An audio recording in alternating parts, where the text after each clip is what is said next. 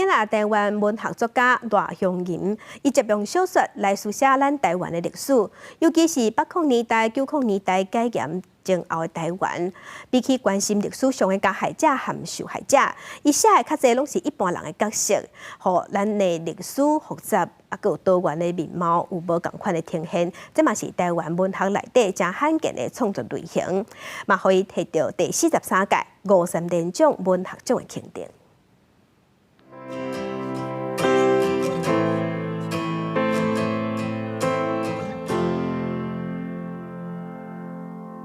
台湾文学作家赖香吟1969年伫台南出世，大学1年就以第一篇小说我摕到联合文学巡回文艺影秀奖。后来因为重视历史对经济系毕业了后，转向历史研究。伊是小说家，嘛是历史学者，用一本的作品描写台湾史的脚迹。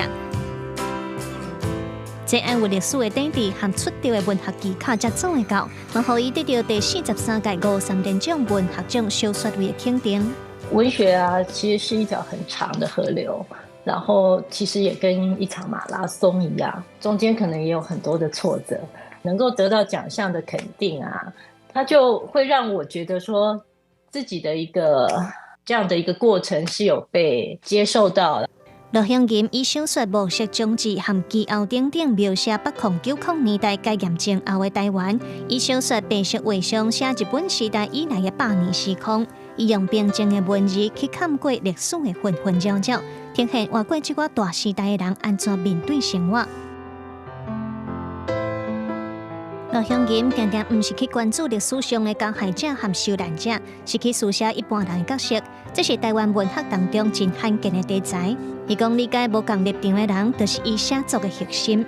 文学的核心啊，那不仅是去理解跟你立场、想法相近的人，更重要的是要去理解跟你不同的人。那这样子，我们才有可能进到下一步更细节的讨论。连贯白色画像内底，真接用台语去呈现符合时代的角色对话。赖香吟讲，伊对家己的台语无信心，要找适合参考的文本，佮找无啥有。伊认为家己有责任爱把这个欠缺补起来。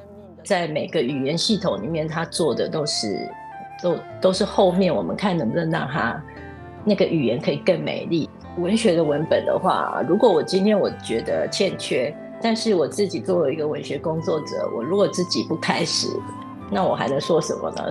台湾的历史和作文有复杂的面貌和多样性。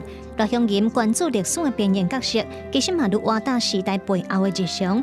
伊嘛毋望透过理解来代替冤家，互社会无共立场之间会当开始对话。记者卢尚如、曾俊佑台北报道。